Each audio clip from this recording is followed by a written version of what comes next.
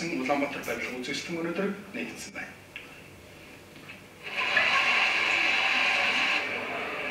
Барилга утгуулалтын яам, барилгын хөгжлийн төв, нийслэлийн ерөнхий төлөвлөгөөний газартай хамтран барилгын материал, шин техник технологи үзэсгэлэнг зохион байгуулж байна. За энд барилгын материалын гадны хөрөнгө оруулагчид болон эх орондоо үйлдвэрлэж байгаа үндэсний үйлдвэрлэгчид оролцож байна. За энэ бол Монголд үйлдвэрлэж байгаа барилгын материалын дулаалгын хөөс, усчийг нэвтрдэг галт тэсвэртэй энэ хөөсөөр хямдвартгөөр дулаан байшин барих боломжтой болох юм аа.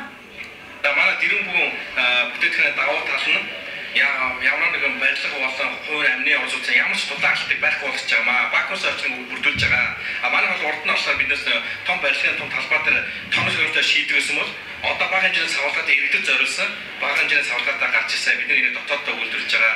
Тийм болохоор энэ болоотой энэ хөөсийг авсан хүмүүс иргэд цэмэглүүлэх хэрэглэх боломжтой.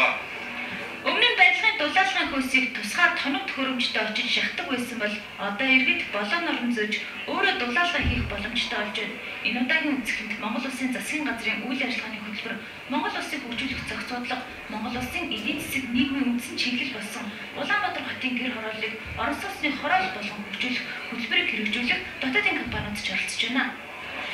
Дулаахан эрүүл орчинд амьдрах ийм боломжээр ийм одоо шин шийдлийг нэвтрүүлж байгаа. За жишээ нь цахилгаан зарцуулалт бол хамгийн бага нь 6 секцтэй байгаа. Энэ нь болохоор хоногт 24 цагт 730 төгрөг гарч байгаа. За хамгийн өндөр хүчин чадалтай нь 12 секцтэй байгаа. Тэр нь болохоор хоногт 1500-аас 2000 төгрөгийн зарчлагаа.